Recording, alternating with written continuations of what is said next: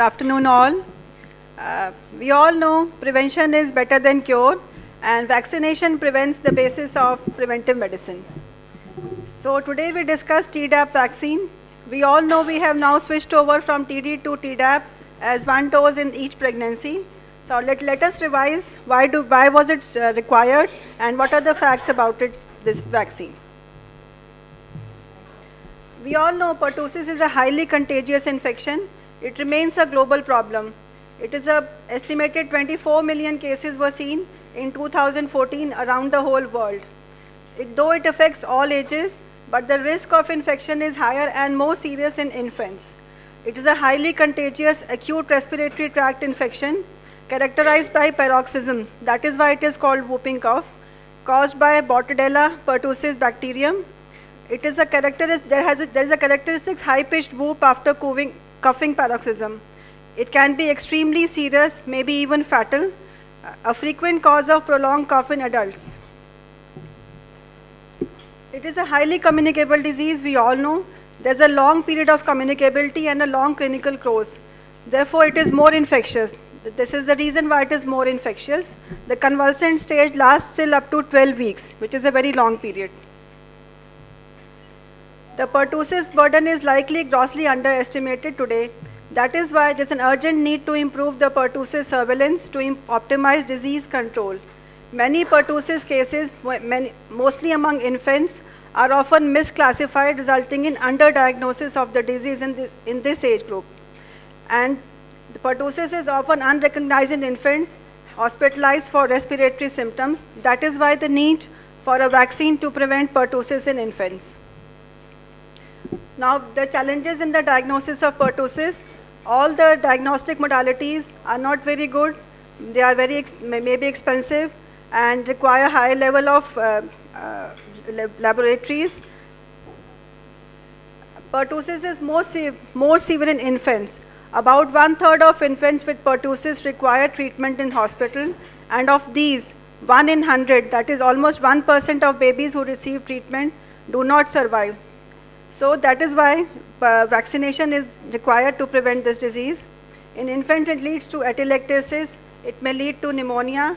22% of hospitalized infants less than 12 months have pneumonia. They may land up in respiratory failure, pulmonary hypertension. It can also lead to pertussis encephalopathy. 30% died during this acute illness with encephalopathy. And the cough paroxysm leads to intracranial bleeding and may lead to epilepsy in later life. There is difficulty in intake, post-tussive vomiting, so calorie intake is less. It may also lead to subconjunctival hemorrhages and epistaxis. So these are all the complications of pertussis seen in infants. The incidence rate of pertussis is highest in infants, especially in the first 6 months of life. This is very important. In the first 6 months of life, and mainly in the 3 and 12 months old infants, they have the higher incidence and more severe symptoms. And it is most dangerous in infants who suffer severe symptoms and face the highest morbidity and mortality. It remains the leading cause of death in infants of this age. The younger the infant, the greater the risk of severe pertussis disease and death. Prior to the primary series vaccination, young infants remain vulnerable to pertussis disease. High incidence of pertussis is seen in the first 4 to 5 months of life.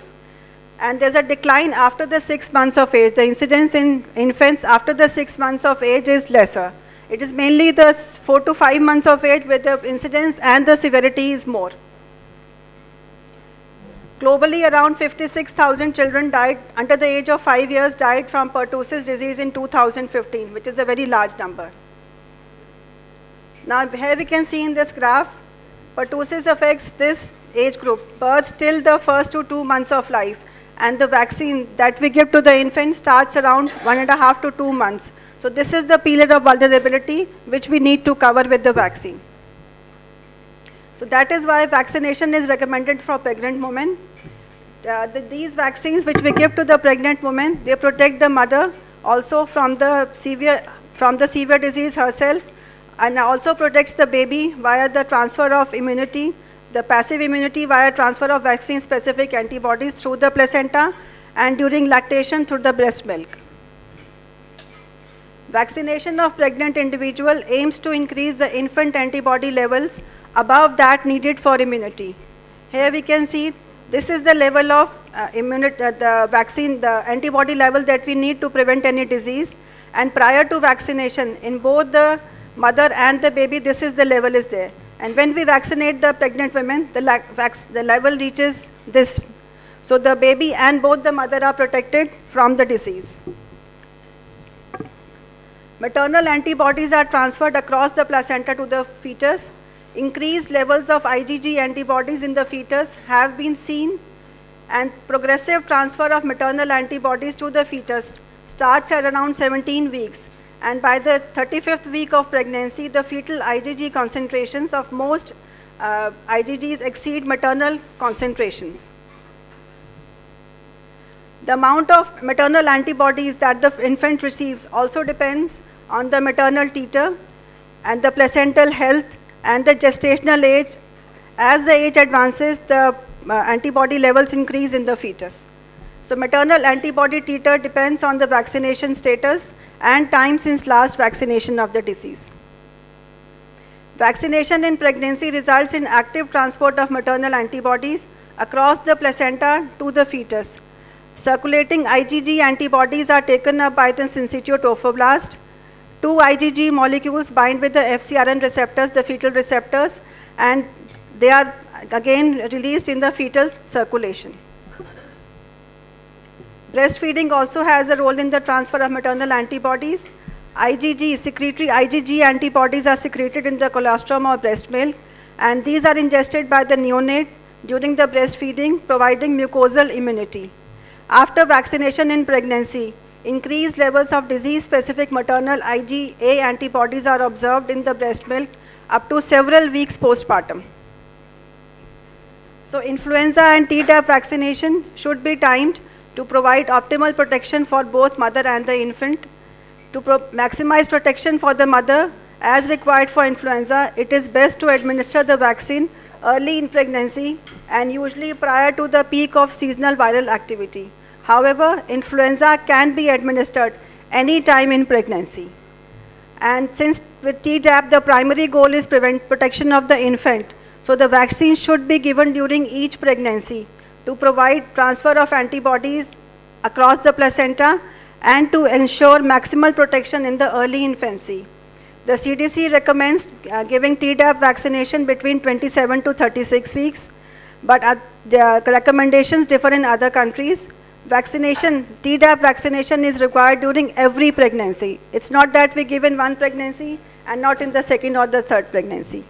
Similarly, with COVID-19 vaccines. Now, what are the vaccination strategies which help in protecting any infant from the disease? We have the indirect protection strategies like the herd immunity. With this process, the impact is very low. The cocooning strategies, it has a medium impact on the vaccination. Direct protection by giving the vaccination of newborns, which is not recommended till 1.5 to 2 months of age. So vaccination during pregnancy is the ideal method of protecting the infants during the first few months of life. Pertussis antibodies are transferred to the infant following vaccination in pregnancy. Tdap vaccination in pregnancy leads to a strong immune response in the mother, and vaccination results in higher transfer of pertussis antibodies across the placenta to the infant that lasted well beyond delivery. These are the studies which show, and they have been seen at 2 months of age, around 51 to 89%, who received the vaccine whose mothers received the vaccine during pregnancy.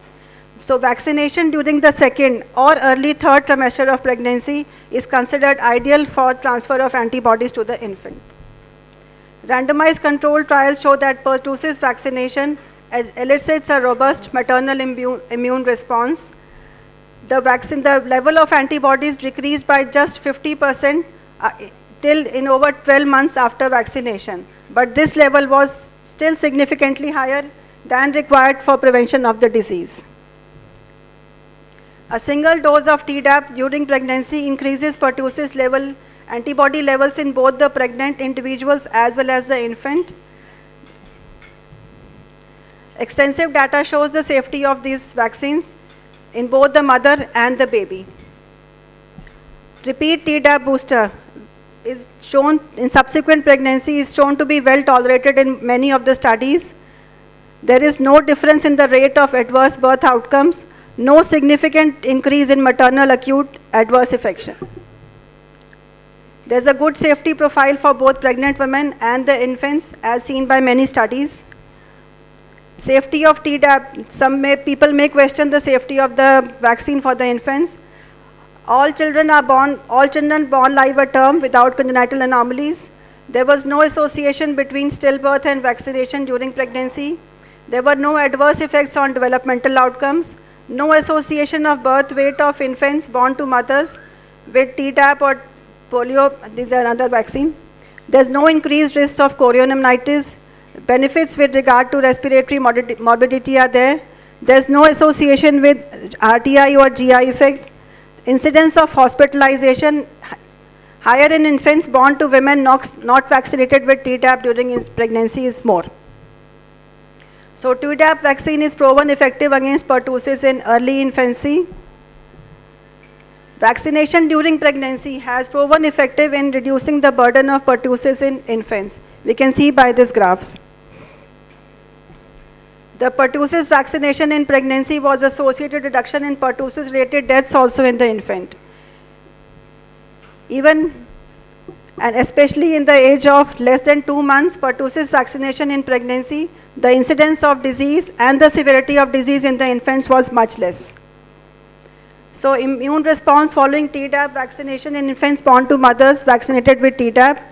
Maternally derived pertussis antibodies might interfere with infants' immune response. This was supposed to be one of the finding, but there is no clinical significance of this finding.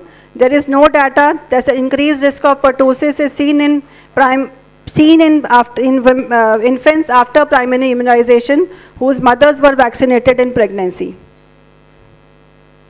So based on the studies, the Tdap vaccine can be given along with inactivated influenza vaccine, hepatitis, polio or recombinant HPV vaccine.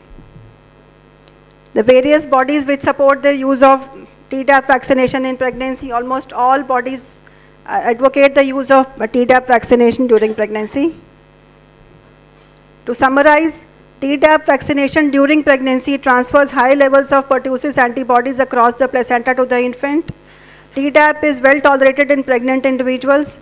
Pertussis vaccination during pregnancy is effective in preventing pertussis infection in infants before the start of their vaccination.